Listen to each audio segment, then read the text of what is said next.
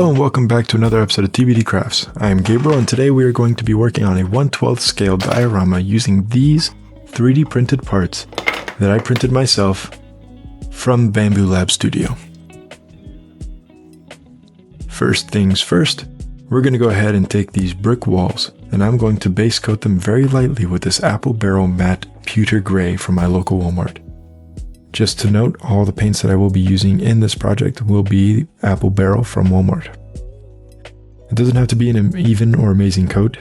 I am doing one very thin coat, making sure that it still has some texture and the streaks from the brush.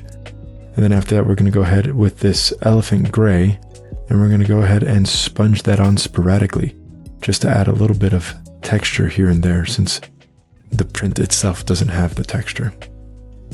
We don't want to add too much because we don't want to make this entire thing this lighter gray. We want to give it a nice weathered rock look. And on top of that, we're going to go ahead and add some white.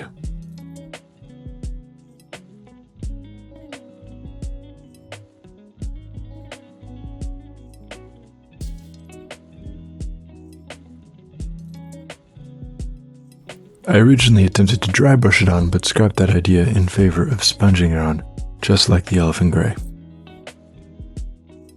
One thing to note as well with these acrylic paints is that they dry darker than applied,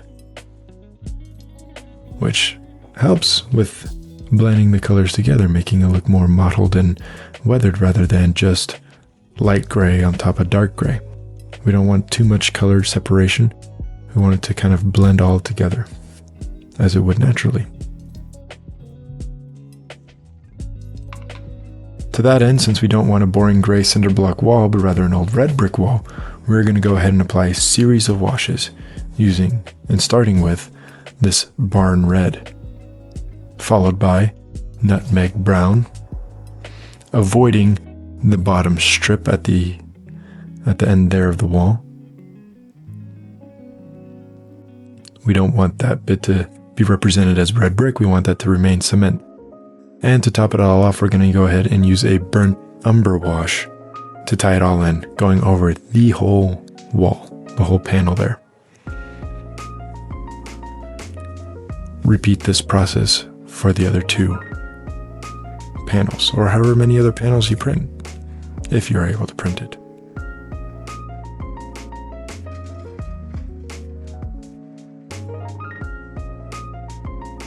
For the columns that go in between the walls, as well as the kind of cement looking tops of the wall, I went ahead and just went over it with the same pewter gray with elephant gray sponging combo and a simple burnt umber wash over top of it all, making sure to be a little heavier handed with it at the bottom and under the lips at the top where dirt would naturally accumulate more.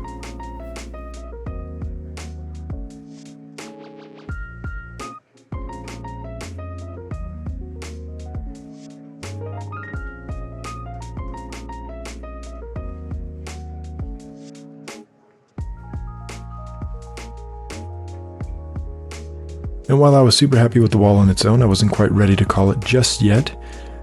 And so I also decided to print this mailbox here. I printed it in matte blue to avoid having to use too much paint and simply added some silver chipping and a burnt umber wash. Though with the wash, I did decide to pour it onto my paper towel directly and dab it on so I would have a little more control over the flow of it and the distribution. One issue though, with not base coating it in blue first, however, is that the wash did run along some of the 3D printed lines. And remember guys, with silver chipping detail, less is more.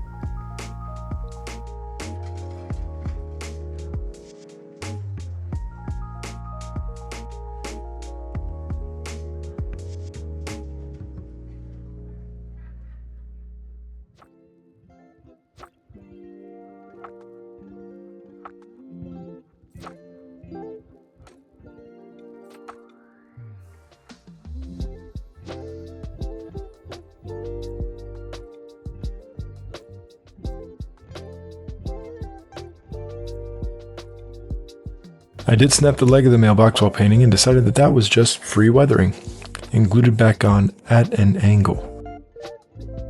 Figured if I wanted it to look like it's been there for more than a few years, that this would help sell that idea further.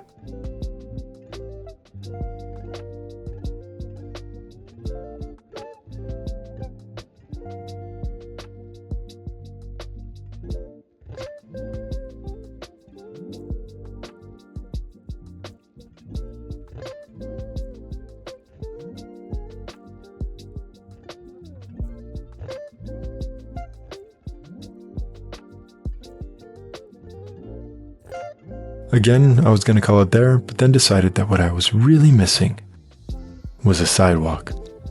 Instead of making it out of foam, however, I 3D printed these rectangles to represent cement sidewalk squares, and since my printing plate is textured, I went ahead and placed them with the bottoms facing up to help replicate concrete texture. Printing them also helps with durability as well. Since I move my displays around quite a bit, I figured that printing them would mean that they would last longer in my collection displays. Again, nothing super fancy, pewter gray, sponged elephant gray with a burnt umber wash followed by a black wash. And now that I am satisfied with how it looks, I think I'll go ahead and call it good. No, it's still not done. There's just something missing on the other side of it. I thought long and hard about what I should add here and landed on a park bench. So I did the logical thing and went to my local Hobby Lobby and purchased a 1/12 scale bench that is just way too comically small.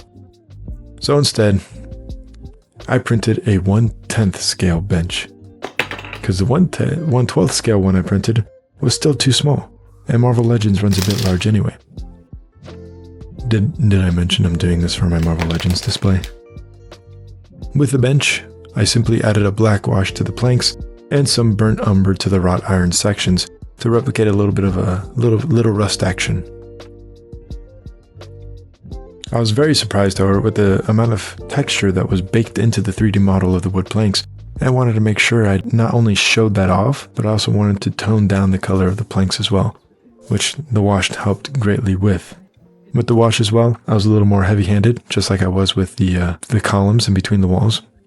I wanted to make sure I really went hard on that old, water-stained wood appearance. So I let the wash dry a little more in certain areas along the edges, closer to what would be the wrought iron sections of the bench, and being very liberal everywhere else.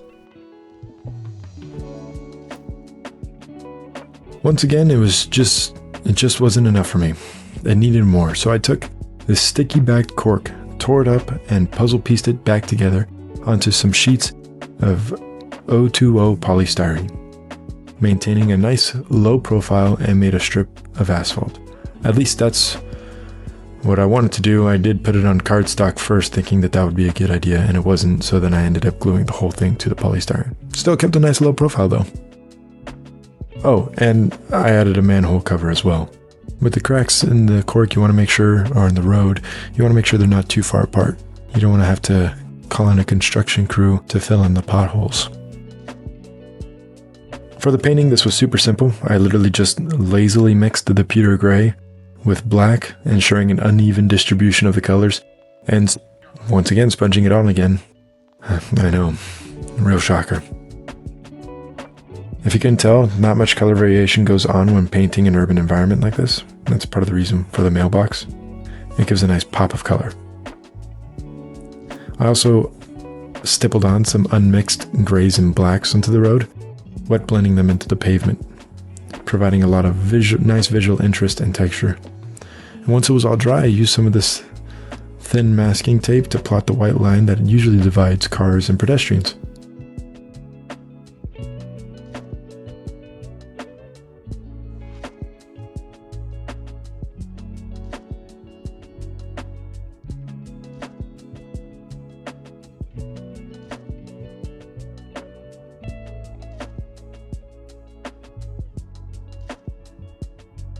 And with that, I am finally ready to call it done. I am so happy with how this came out. I've been staring at it for days, taking my figures, posing them on it, moving them around, just having a good time, playing with my toys, as we do as collectors. Off camera, I did also print and paint 2 additional end columns so that the whole thing would better fit on my display. So now I have end columns for photography and for display. Now that it's finally done, let's go ahead and remove the figures off my shelf and add the diorama in and replace those figures.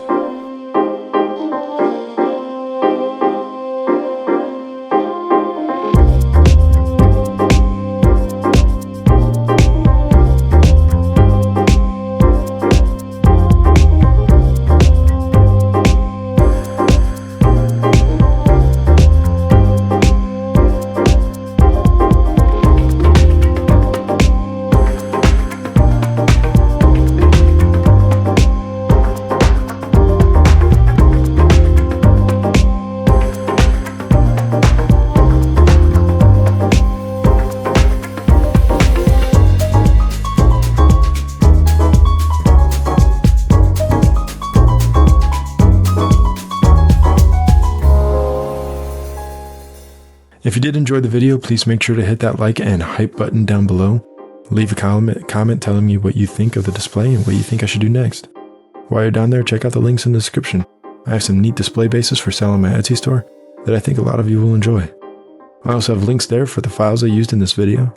And make sure to also hit that subscribe and bell notification button icon so you're notified whenever I put out a new video. And I'll see you all on the next one.